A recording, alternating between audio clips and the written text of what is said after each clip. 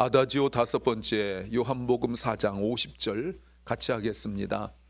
예수께서 가라사대 가라 내 아들이 살았다 하신대 그 사람이 예수의 하신 말씀을 믿고 가더니 아멘. 지금도 그런 분들이 있을지 모르겠지만 예전에는 아들을 낳지 못한다는 것은 큰 수치고 어려움이었습니다. 이상하게 그런데 그 남자들은 아들을 낳지 못한 것을 어려움을 겪지 않았는데 여성들이 그 어려움을 많이 겪었어요.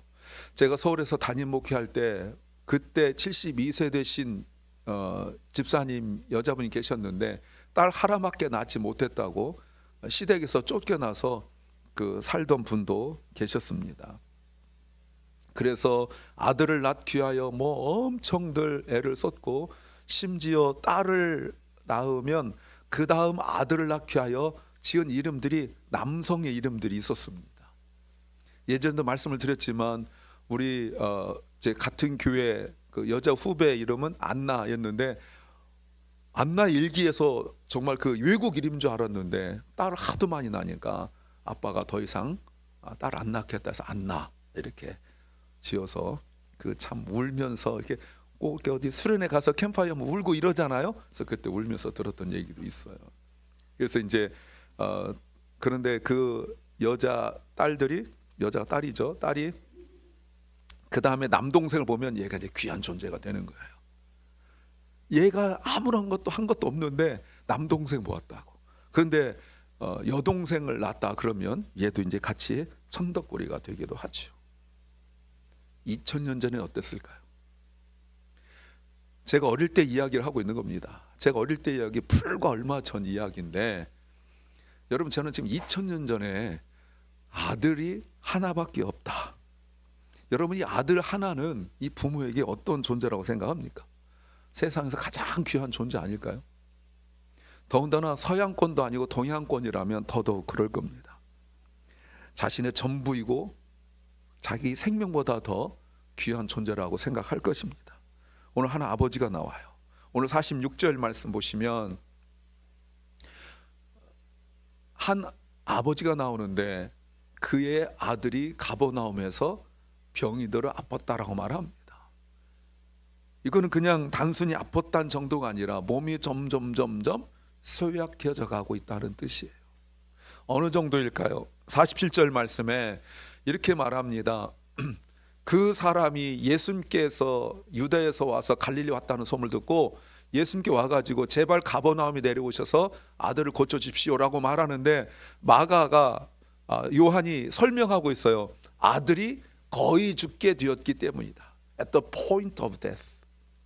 거의 죽게 되었다라고 말하는데 아주 표현이 at the point of death. 그건 죽음 직전이라는 거 아니에요. 마지막 호흡하고 있다는 뜻과 마찬가지 아니겠습니까? 그런데 여기만 말하는 게 아니라 49절 말씀 보세요.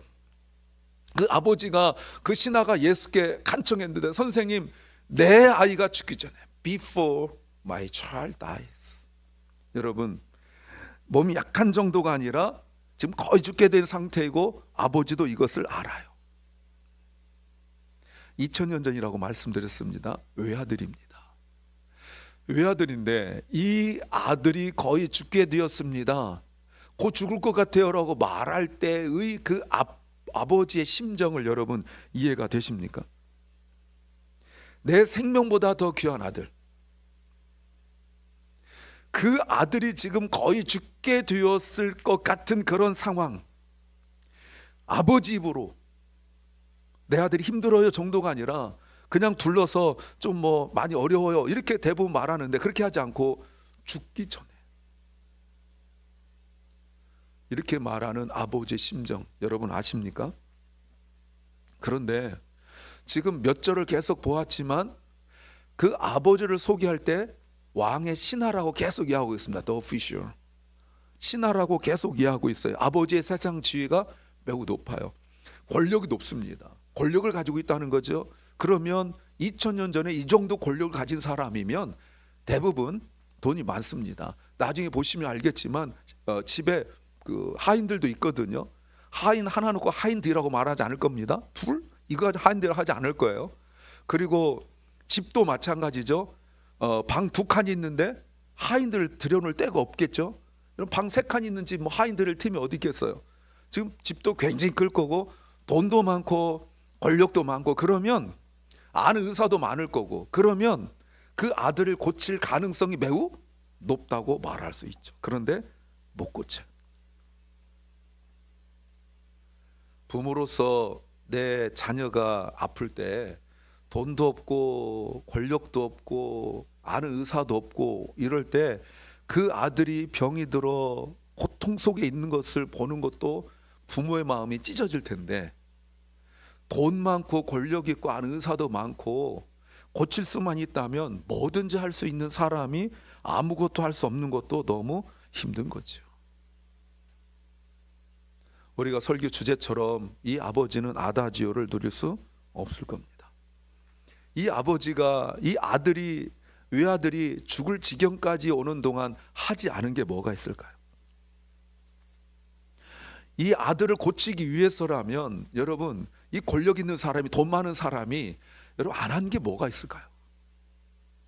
예전에 제 여러 차례 말씀드렸지만 저희 어머니가 제 중학교 때 정말 많이 편찮으셔서 마지막 유언하시고 제가 막 전신전화하고 뛰어가, 그때는 그랬습니다. 전신전화하고 뛰어가서 그 시외 전화 번호 신청하면 거기서 몇 번 들어가서 전화 연결하면 전화하고 그랬거든요. 대전 사는 작은 아버지 여기에 전화해가지고 어머니 돌아가실 것 같아요. 막 전화하고 내가 집에 뛰어오고 막 이런 적이 있었어요. 우리 할머니가 굿했습니다. 굿. 예, 외할머니가 굿 하셨어요. 굿도 어릴 땐 몰랐는데 나중에 보니까 그때 통상적으로 통용되는 집값보다 더 비싼 굿을 했어요. 어머니 낳으라. 물론 못 고쳤죠. 나중에 어머니가 기도로 고쳤다고 여러 번 말씀드렸어요. 그런데 돈 많고 권력이 있고 세상적 지위가 있고 그런 아버지가 무엇을 했을 것 같아요? 47절 말씀입니다. 47절, 그 사람은 예수께서 유대에서 나와 갈릴리 들어오셨다는 소문을 듣고 뭐 했습니까? 예수께 와서. 여러분, 그리고 예수님께 말씀을 드렸어요. 이걸 다시 말하면 예수님께 와서 기도했다, 이렇게 말할 수 있습니다. 지난주도 말했지만 That's it. It's so simple. 아버지가 아들을 고친 것은 그의 권력도 아니었고 그의 돈도 아니었어요. 아는 의사도 아니었습니다. 단 한 가지 매우 단순한 해결법이었는데 예수님께 온 것뿐이에요. 믿으십니까? 세상을 다스리고 나라를 다스릴 수 있는 아버지가, 그 권력이 있는 사람이 자신의 가장 귀하고 생명보다 귀한 아들의 질병을 다스릴 수 없었어요. 이 아버지가 자신의 죽을 지경에 있는 아들을 위하여 할 수 있었던 단 한 가지 방법, 가장 이펙티브한, 가장 효과적인 방법은 He went to Jesus and prayed to Jesus. 이것밖에 없었다고 말씀하고 있어요. 어려움이 없는 사람이 어디 있겠어요? 크든 작든 몸이 아프든 마음이 아프든 가정이 아프든 사람마다 문제가 다 있어요. 그런데 자 보십시오. 문제 해결의 방식의 차이가 인생의 차이가 되었다는 것, 이게 오늘 핵심입니다. 문제가 없는 사람이 없는데 문제 해결의 방식의 차이가 바로 인생의 차이, 그의 삶의 차이가 되고 말았어요. 이런 경우가 또 있죠. 마가복음 5장 말씀에 보시면 12해 동안 혈루병 앓았던 여인이 5장 26절입니다. 보세요. 여러 의사에게 보이면서 고생도 많이 하고 재산도 다 없앴으나 보세요. 아무런 효력이 없었다. 오히려 더 상태가 악화되었다고 말하고 있습니다. 이 여인의 해결법이 뭐였죠? She went to Jesus. She touched Jesus. 이거밖에 없어요.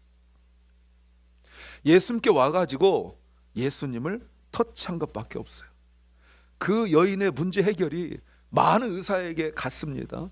고통받지 못했죠. 여러분이 2000년 전에 병을 해결한다는 거, 혈루병을 해결한다는 방법은 고칠 수가 없었어요. 예전에 말씀드렸죠. 그때 자료에 의하면 여성이 혈류병을 나을 수 있는 방법 중에 하나가 타조 알을 깨가지고 헝겊으로 묶어서 머리에 얹고 다니는 이 방법이 고침 받으면 기적인 거예요. 여기다가 타조 알을 얹어서 얹고 다니는데 낫는다. 이건 놀라운 일 아닙니까? 근데 나을 수가 없는 거예요. 그게 실제적으로 그런지 아닌지 모르겠지만 어떤 자료에 가면 그런 거예요. 근데 이 여인이 많은 의사들 만나다 보면 여러 타조알을 썼겠지만 여러분 나을 수가 없지요. 12년 동안 여러 의사를 만났던 거 보니까 돈도 많았던 것 같아요. 그 돈을 다 썼는데 못 고쳤어요. 그래서 주님께 나와서 해결함 받은 것을 성경에 기록되고 있습니다. 그런데 한 가지 중요한 질문을 해야죠. 그럼 예수님께 무조건 나오면 되는 건가? 오늘 말씀 묵상하셨습니까? 마가복음 1장 35절 이하에서. 어제도 제가 새벽에 말씀을 드렸지만 예수님께 나왔던 수많은 사람들이 예수님이 어젯밤에 많은 병자를 고쳤다는 소문을 듣고 그 다음날 아침 새벽 일찍 주님 앞에 나옵니다. 주님이 그들을 만나지 않으시고 떠나십니다. 왜요? 늦었어요. 아무 때나 내가 틈날 때, 내가 생각날 때 나오면 될 거라고 생각하십니까? 물론 개인적으로 묵상하고 기도하는 거는 아무 때나 해도 돼요. 여러분 운전하면서도 할 수 있고, 밥 먹으면서도 할 수 있고, 화장실 가서 앉아있을 때도 할 수 있고, 뭐 자면서도 할 수 있고, 뭐 언제든지 할 수 있어요. 앞에 있는 사람과 대화하면서 마음에 안 들어가지고 속으로 기도할 수도 있어요. 그러나 지금 그 얘기하는 게 아니잖아요. 내 근본적인 문제를 해결한 받기 위하여 주님 앞에 나오는데 내가 시간 날 때, 틈 날 때, 형편 될 때, 여건 될 때 뭐 그렇게 나온다고요? 여러분 안 됩니다. 새벽에 일찍 나왔는데 늦었어요. 그 부지런 떨고 일찍 나왔는데 늦었단 말입니다. 어제 새벽에도 말씀드렸잖아요. 계속 말이죠. 나중에 이 5장 나올 때 회당장이었던 야이로 보십시오. 자신의 회당에서 예수님이 병든 자를 고치는 걸 직접 목격했는데 그냥 남일 보듯 가만히 있던 사람이에요. 그랬다가 자신의 딸이 거의 죽게 되어서 지금 오늘 보인 왕의 신하보다 더 심하게 가고 있는 도중에 딸이 죽었다니까요. 그때까지 버틴다니까요. 여러분 아무 때나 오면 될 것 같아요. 제발 그 생각 버리세요. 약속된 시간이 있고 만날 때가 있다는 것을 여러분 아셔야 됩니다. 오늘 아버지가 예수님께 나오는 것도 사실 쉬운 게 아니에요. 세 가지 극복해야 될 문제가 있어요. 첫 번째는 거리입니다. 47절 말씀 보세요. 예수님께 왔다고 와서라고 간단히 나와 있지만 이게 정확히 그 아버지의 집부터 예수님 계신 곳까지 정확히는 몰라요. 그러나 보편적으로 아버지가 사는 지역으로부터 예수님 계신 그 지역까지 대략 해보면 약 32에서 35마일 정도, 물론 그 이상 될 수도 있습니다. 근데 그 정도 돼요. 그 제가 직접 구글에서 32에서 35마일 정도 어딘가 하고 봤어요. 여기서 실비치 정도 됩니다. 실비치를 알아야 얘기가 되든지 할 텐데 이 아래로 내려가면 있어요. 실비치. 구글은 요즘 구글맵이 좋아가지고요, 걸을 때 자전거 탈 때 시간이 다 나와요. 걸을 때 보니까 안 쉬고 걸으면 7시간 걸려요. 더군다나 팔레스틴은 이 남가주보다 더 뜨겁습니다. 그 뜨거운데 7시간을 그 와야 되는데, 여러분 오다가 얼마나 많은 생각이 들고, 여러분 오다가 보면 얼마나 목이 마르고 배가 고프고 그러겠어요. 그럼에도 불구하고 성경은 와서라고 말하면서 그 아버지의 간절함을 이야기하고 있어요. 또 하인들도 많으니까 하인 시켜도 되잖아요. 그런데 아버지가 직접 오고 있어요. 이 아버지는 이렇게 간절하고 힘들고 어려운데 주님께 왔어요. 그렇다면 물리적 거리가 아니라는 의미입니다. 영적 거리가 더 문제라는 거예요. 물리적 거리가 얼마나 되든지 여러분 이거는 크게 어려운 게 아니에요. 이거 제가 한번 구글에서 봤다고 말씀드렸죠. 그래서 거리 계산해 보니까 약 30분 정도 걸리더라고요. 차 타고. 예. 근데 그때는 차가 없었잖아요. 그렇다면 멀어서 못 가. 언젠가 이쪽 오겠지 라고 생각할 수도 있겠지만 이 아버지는 왔어요. 두 번째 문제가 있어요. 신분 또는 지위의 문제죠. 46절 보세요. 왔는데 거기에 왕의 신하가 나와요. 그러니까 아버지의 신분을 말하는 거예요. 예수님이 물론 사역 초기이긴 하지만 어떤 대접을 받았는지 여러분 아시죠? 사람들이 예수님에 대해 어떻게 대했는지 여러분 아시잖아요. 더군다나 헤롯 왕의 신하예요. 헤롯 왕의 신하가 그 세상적 높은 사람이 예수님께 온다? 이거는 결코 쉬운 일이 아닙니다. 신분적 차이가 분명히 있어요. 이렇게 높은 지위에 있는 사람이 자신의 문제, 즉 아들의 문제를 가지고 해볼 수 있는 건 다 해보았을 텐데 마지막까지 안 되고 있을 때 예수님이 오셨다라는 소문을 들어요. 그런데 여러분 잘 보세요.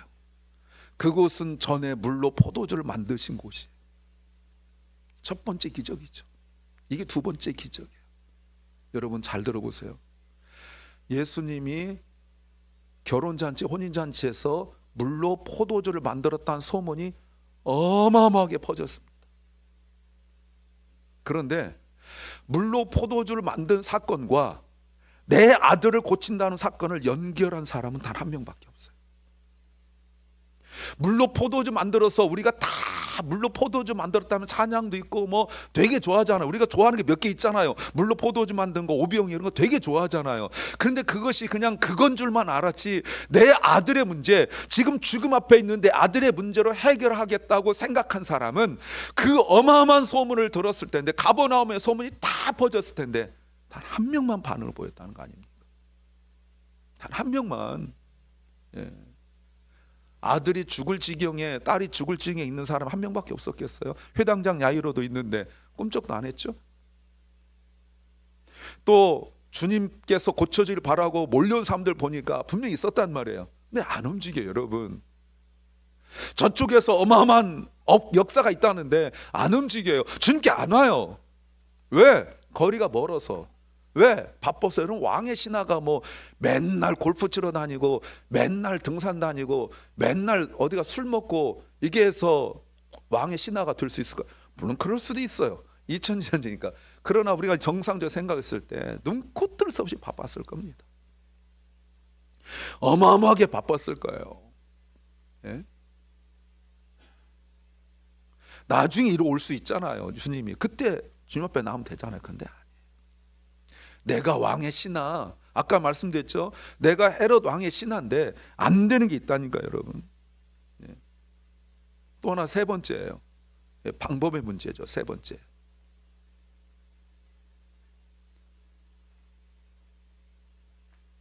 여러분 보세요. 비록 온전한 믿음을 가지고 있지 않지만 아버지가 예수님께 부탁한 건 뭐냐면 오셔서 고쳐달라는 거 있었어요. 내 아들 죽기 전에 오십시오. 근데 예수님이 그래? 야, 왕의 신하가 나한테 찾아왔어? 저는 갈 거예요. 왕의 신하가 왔는데 여러분 대통령의 비서실장 정도, 이 정도면 너무 높은데 하여튼 그 정도 되는 사람이 와가지고 저한테 왔어. 패스터 킴. 패스터라고 하겠습니까? 레버런드 킴 이러겠죠? 레버런드 킴, please come here and pray for Mr. President. 내가 정치 입장을 달라도 대통령한테 안 가겠습니까? 가서 막 안수하고 양복 새로 맞춰 입고 막 이렇게 가지 않을까요?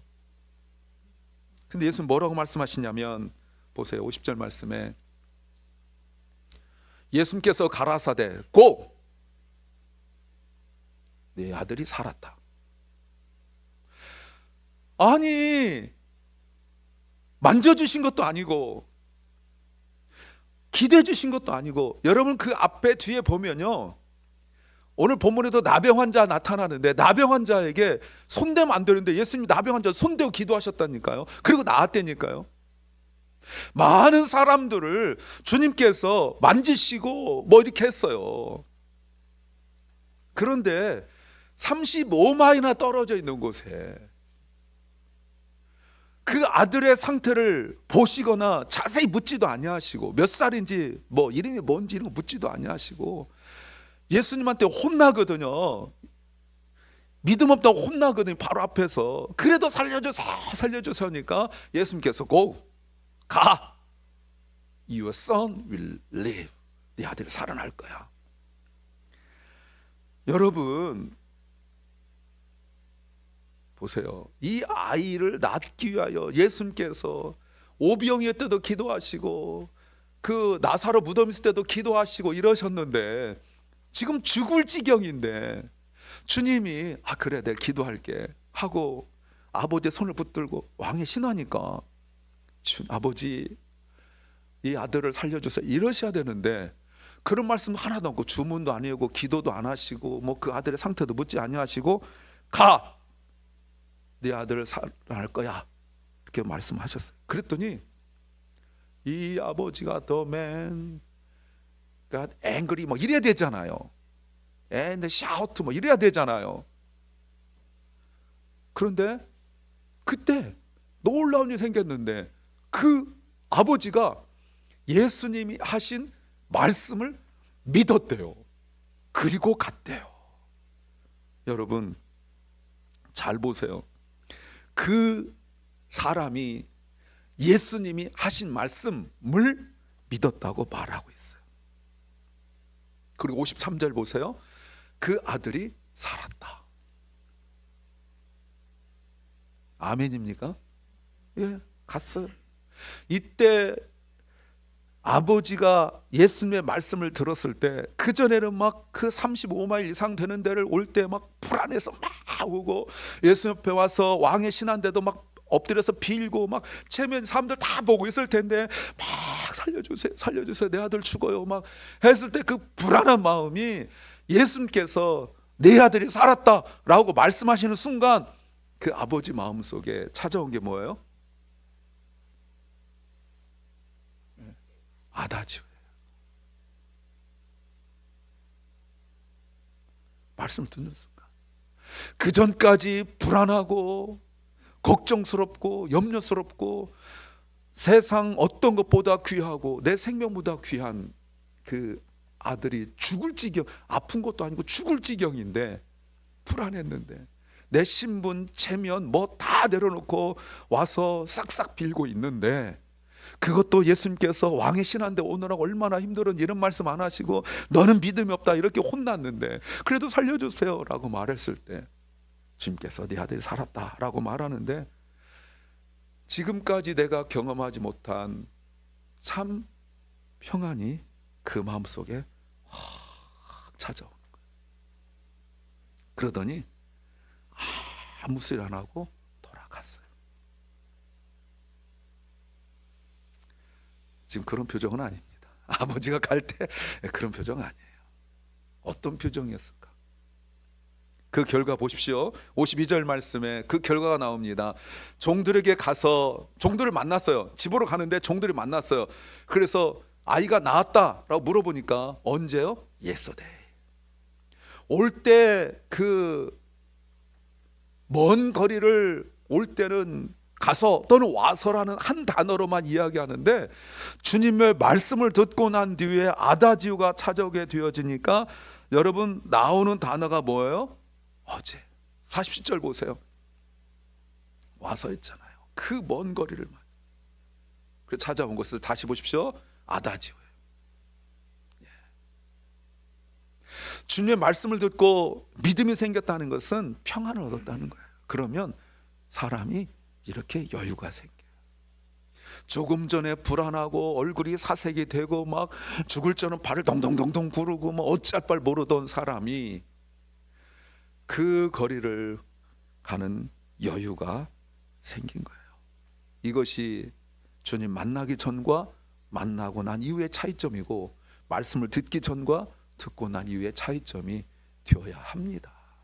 그래서 이 사람을 물로 포도주 만든 사건 그 다음에 두 번째 기적으로 보는 거예요. 우린 어때요? 예배 드리기 전에 걱정하던 거 예배 시간 내내 설교 시간에 계속 그 생각하다가 끝나고 난 뒤에 그 걱정으로 다시 회개하고 그런 거 아닙니까? 사랑하는 여러분, 말씀을 듣고 난 이후에 변화라는 것은 내가 믿음이 생기기 전과 믿음이 생기고 난 이후에 변화라는 것은 분명하고 확실한 태도로 변화가 생기는 거예요. 또 하나 두 번째 보십시오. 53절이죠. 아이의 아버지는 그때가 예수님께서 자기에게 내 아들이 살 것이라고 말씀하신 바로 그때인 것을 알고 그래서 so he himself believed and all his household believed Jesus. 여러분, 온 가족이 다 예수 그리스도를 믿게 되었다고 말하고 있어요. 왕의 신하로서 권력으로 내가 가진 돈으로 못 고쳤는데 예수님께서 말씀 하나로 고치셨다는 것을 믿고 대단해 하고 넘어가지 않았어요. 우리가 종종 그러지 않습니까? 뭔가 은혜를 경험하고 나면 그저 세상 모든 걸 다 가진 것처럼 얘기하다가 조금 있다가 다시 예전으로 돌아가고, 주님이 그렇게 사업이나 가정에 많은 은혜를 베풀었습니다. 그걸 종종 말합니다. 그때 하나님 안 도와주셨으면 우리 아들은, 내 딸은 뭐 하나님 도와주지 않았더라면 내 사업은, 막 얘기해놓고 가정의 신앙적 변화는 하나도 생기지 않잖아요. 그런데 믿음이 원래 아무것도 없던 이 사람도 주님 만나고 난 뒤에는 자신뿐만 아니라 온 가족이 예수를 믿게 되어지는 이 구원의 참된 역사가 일어났다는 거예요.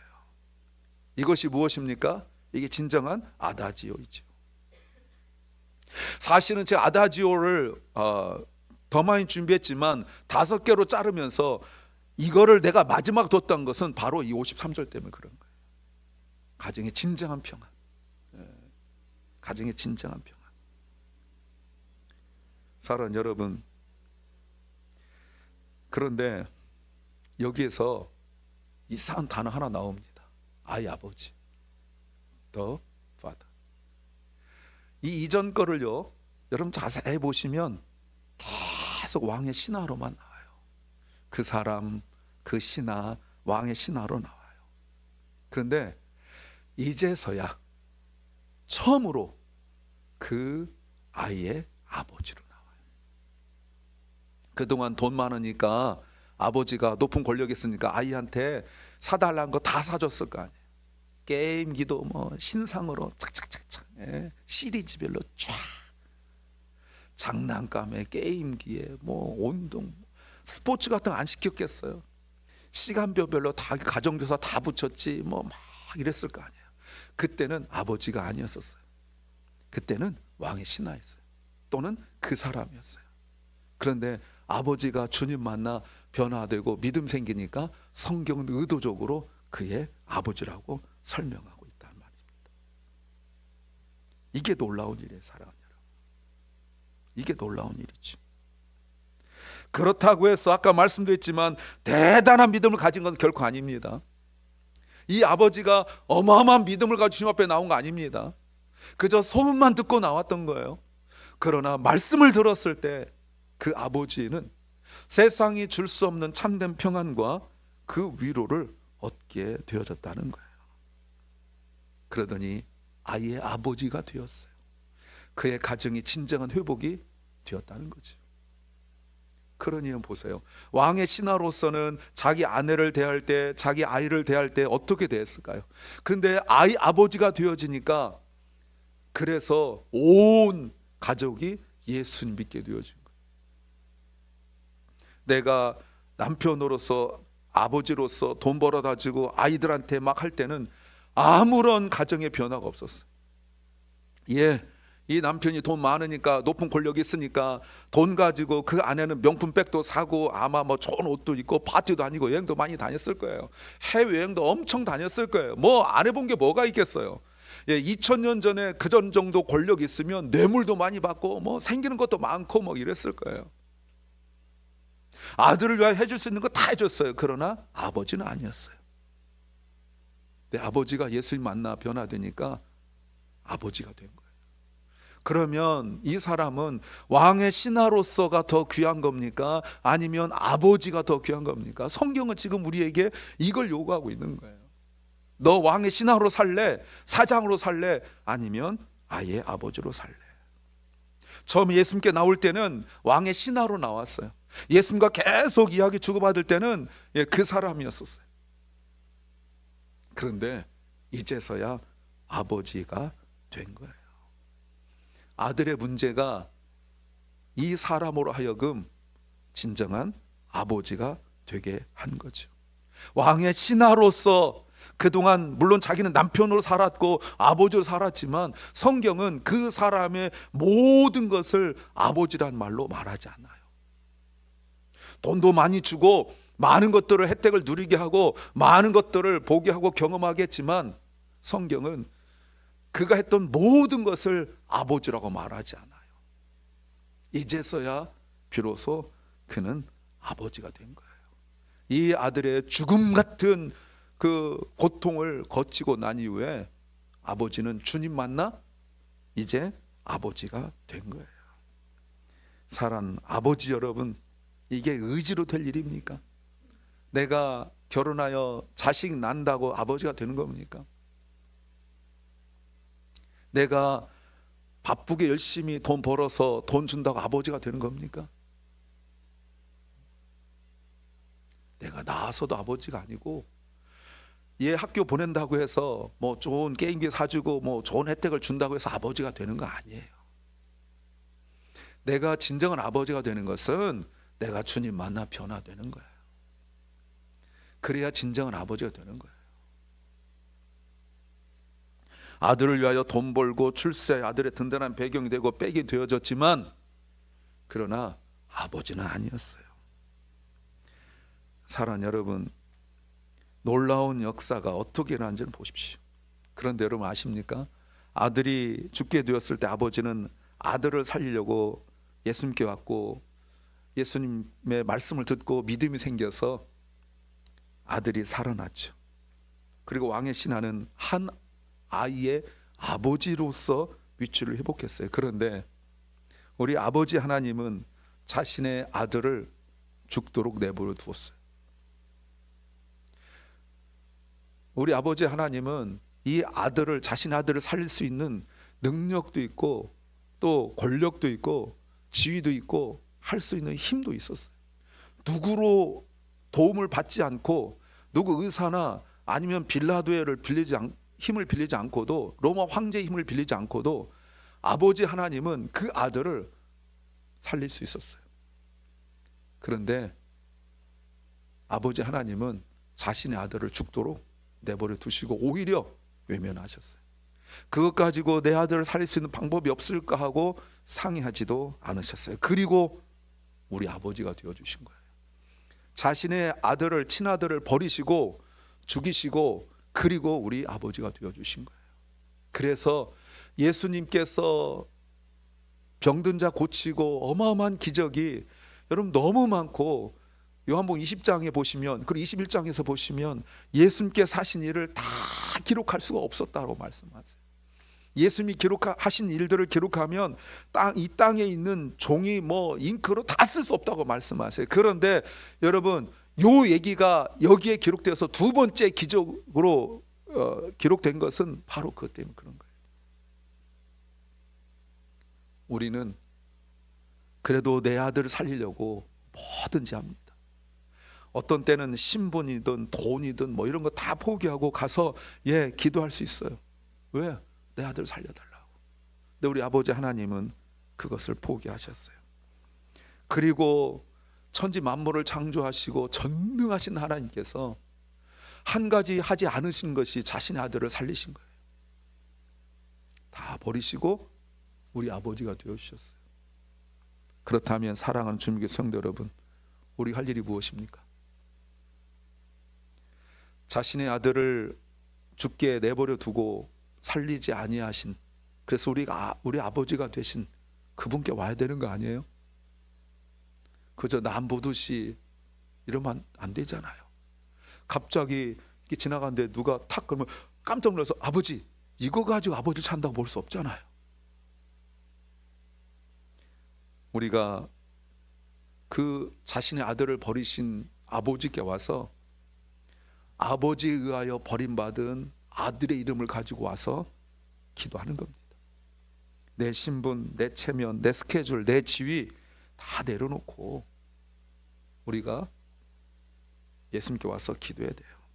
아무리 멀어도, 아무리 힘들어도, 아무리 어려워도 예수님께 와야 돼요. 그래야 아버지가 진정한 아버지가 되고 가정이 신앙으로 회복된 줄로 믿습니다. 만일 이 아버지가 예수님께 오지 않았다면 왕의 신하로서 너무 바쁘고 할 일이 많고 누구도 만나야 되고 할 일이 너무 많아서 거기에 치여서 나중에 하다가 예수님께 오지 않았다면 이 아들은 살아날 수 없었던 거죠. 예수님께 오는 것을 나중으로 미뤘다면 아버지는 아마 이 땅에서 자신이 겪을 수 있는 가장 마음 아픈 일을 겪었을 거예요. 바로 지금입니다. 나중 아니에요. 미루지 말고 핑계하지 말고 주님께 와야 나도 살고 내 가정도 살고 그리고 내가 아버지가 되고 내가 어머니가 되고 그러는 겁니다. 말씀을 듣기 전에는 무슨 생각할 수 있어요. 말씀을 듣기 전에는 내가 어떤 생각도 할 수 있어요. 그러나 말씀을 들으면 믿어야 돼요. 그때 비로소 우리가 아다지오를 누릴 수 있게 됩니다. 아다지오 보십시오. 이 평안이에요. 저는 아다지오를 5주 동안 설교하면서 이 말씀을 드리고 싶었어요. 예수님이 십자가에서 죽으시는 순간, 그 짧은 순간에 온 세상이 적막해지고 온 세상이 고요해지고 했던 그 절대 평안, 이 평안을 누리기를 간절히 소망합니다.